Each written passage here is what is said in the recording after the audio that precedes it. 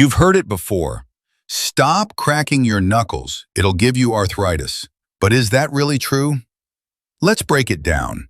The sound you hear when cracking your knuckles, it's just gas bubbles popping in the joint fluid. No big deal, right? But does it actually cause arthritis?